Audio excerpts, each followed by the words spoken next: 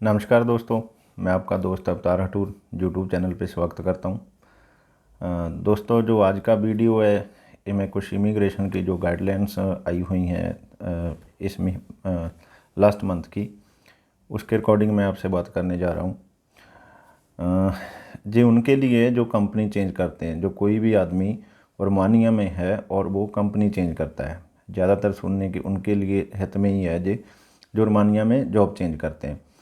बात क्या हुआ, जो इनका जो रोमानिया के रिकॉर्डिंग लॉ है, आप जब एक कंपनी छोड़ते हो वहाँ से आपका एक कॉन्ट्रैक्ट क्लोज हो जाता है।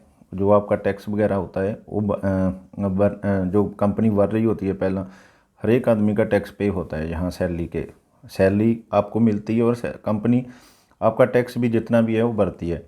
जब आप कंपनी छोड़ देती है तो जो कंपनी है पिछली तुम्हारी आपकी, जो आप जहाँ काम करते थे, वो कॉन्ट्रैक्ट क्लोज कर देती है और आपके पास 90 दिन होते हैं, 3 महीने होते हैं आपके पास। आपने नई कंपनी में जाकर अपने डॉक्यूमेंट सबमिट करने होते हैं वो टाइम रहते में। कोविड की वजह से क्या हुआ था, उन्होंने पूरा छूट दे रखा था। 1 साल भी जिसका पेपर या टैक्स नहीं गया उनका भी पेपर बनता रहा। लेकिन अभी 1 महीने से इन्होंने 15 दिन से क्या कर दिया है, जो पहले इधर लॉ था अभी 3 महीने का, वो ही कर दिया। ज़्यादातर कंप्लेन अभी आ रही है, पेपर जब वर्क परमिट कोई लेने जाता है, फिंगर की डेट आती है, जहाँ जहाँ जैसे किसी का डेट मिला होता है, जैसे आज का एक्सीडेंट मैं आपके साथ शेयर कर रहा हूँ। कैंडिड था, अफ्रीकन गाइज था, उसकी फ़ाइल सबमिट करने मैं खुद गया था अपनी एजेंसी की, चलो मैं जॉब करता हूँ। और उनका क्या हुआ था, 7 महीने हो गया था कॉन्ट्रैक्ट क्लोज हुए। आदमी ने क्या किया, जब कुछ मालिक भी ऐसे होते हैं, ओनर भी, कंपनियां भी इतनी अच्छी नहीं है, तो उन्होंने जब पहली कंपनी छोड़ी अपने देश चले गए। उसके बाद वापस आए, 3-4 महीने ऐसे निकल गए, फिर हमसे जॉब लिया। जॉब लेने के बाद जब उनका डेट मिला, 2 महीने 3 महीने डेट लेने 2 महीने डेट नहीं मिला। इमिग्रेशन का जो इधर बिजी शेड्यूल बहुत चल रहा है, जब आज पेपर लेने के वो बोले 7 महीने हो गए इनका टैक्स पे नहीं हो, इससे डॉक्यूमेंट हम इसका सबमिट नहीं कर सकते, इन्हें अभी अपने वापस जाना होगा कंट्री में और वहाँ जाकर दोबारा अप्लाई करके फिर वापस आना होगा। इनको जहाँ से एक तरह का डिपोर्ट डिसीजन मिल चुका है, भी इनके डॉक्यूमेंट नहीं बनेंगे। ऐसे ही बहुत हमारे भी इंडियन भी हैं, जहाँ अदर कंट्री के, नेपाल के, उनके साथ भी एक्सीडेंट हुआ है। लेकिन पहले मैं इतना बिलीव नहीं किया क्योंकि हमारे पास कोई एक्सीडेंट ऐसा नहीं हुआ था। जितना भी था तकरीबन डॉक्यूमेंट सभी के बन रहे थे। लेकिन आज मुझे भी 100% श्योर हो गया, हमारे एजेंसी को भी 100% श्योर हो गया। आप जहाँ भी काम करते हो, अगर आपने कंपनी छोड़ा है, नई कंपनी में गए हो, कहीं भी गए हो, जहाँ आपने खुद अपने दोस्त के ज़रिए कंपनी चेंज किया, क्योंकि ऐसा है कोई एजेंसी से जॉब लेता है, कई बार हम बोलते हैं जैसे मेरा कोई दोस्त आ गया, जहाँ कोई कंपनी में काम कर रहा है, तो उसने अपने ओनर से बात किया और उनको अपने पास बुला लिया।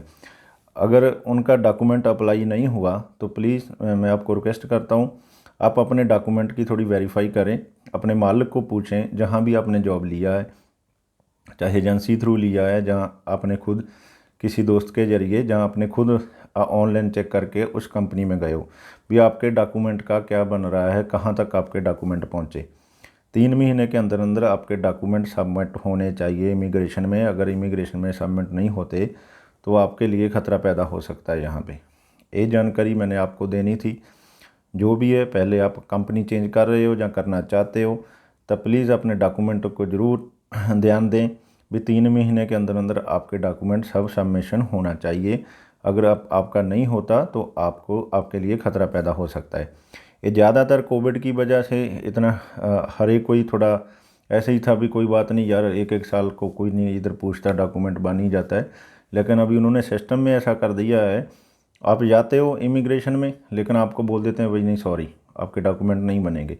ये केसेस अभी हो रहे हैं और मेरे कुछ एजेंसियां थी, उन्होंने भी मेरे साथ ऐसी बात शेयर की थी, लेकिन मैंने बिलीव नहीं किया था भी नहीं यार, हमारे तो कोई एक्सीडेंट ऐसा हुआ नहीं। लेकिन आज हुआ है, लेकिन उसका 7 महीने आदमी को कंपनी छोड़े हो गया था। और एक बात और सुनो, आप ये मत सोचो भी हमारा आईडी एक्सपायर नहीं है, आईडी हमारा वैलिड है, हमारा डॉक्यूमेंट बन जाएगा। उसका आईडी वैलिड हो एक्सपायर हो उसका कोई मैटर नहीं करता। आपका कॉन्ट्रैक्ट कब क्लोज हुआ है, आपने जिस कंपनी में आईडी बनाया है वो कंपनी छोड़े हुए आपको कितना टाइम हो गया। जिस कंपनी का आपके पास टीआरसी कार्ड है, चाहे अपना आप आदमी क्या करते हैं, समझ लेते हैं भी हमने आईडी बनाया और 1 महीने बाद आपकी 10 महीने की आईडी है और आपने कंपनी छोड़ दी।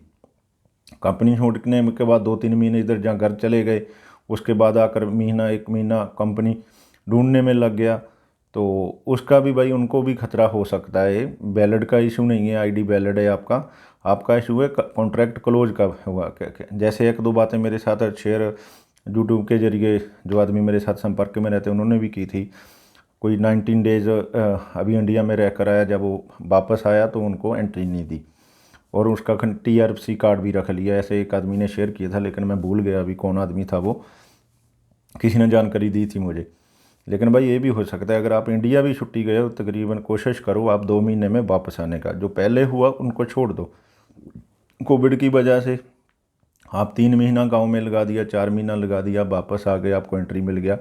पिछला बात छोड़ो, अभी जो नया है उसको थोड़ा ध्यान में आप देखो। मैंने आपको सचेत करना था इसीलिए ये वीडियो बना रहा हूँ।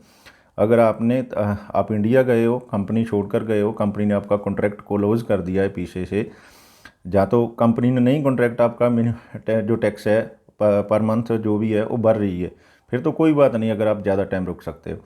लेकिन अगर आपका कॉन्ट्रैक्ट क्लोज कर दिया है और 3 महीने हो चुका है, आपको एंट्री नहीं मिलेगा। ये 99% है, 1% मैं लेता हूँ आपकी किस्मत के ऊपर, 99% आपको एंट्री नहीं मिलेगा। ये आप ध्यान रखना। अगर इंडिया भी गए हो, जहाँ अदर कंट्री गए हो जहाँ से, अगर इधर भी आप रह रहे हो, काम कर रहे हो, लेकिन आपका कॉन्ट्रैक्ट दोबारा आपका पेपर सबमिट नहीं हुए, इमिग्रेशन में कुछ भी नहीं हुआ, 3 महीने हो गए, आपका टैक्स नहीं गया, तो आपको ये दिक्कत का सामना करना पड़ सकता है और आपको दोबारा आना पड़ेगा इंडिया से, जैसे पहले प्रोसेस किया था। क्योंकि आपको जो इमिग्रेशन है कुछ टाइम का मोहलत देता है, भाई मेरा एक कंट्री छोड़ दो। तो प्लीज़ आपको यही बेनती करना था, जिसके भी डॉक्यूमेंट क्लियर नहीं है अपने डॉक्यूमेंट क्लियर करवाओ, चाहे एजेंसी के थ्रू, चाहे अपनी कंपनी के ओनर के किसी लॉयर के थ्रू। प्लीज़ अपना पेपर का ज़रूर ध्यान रखो। धन्यवाद।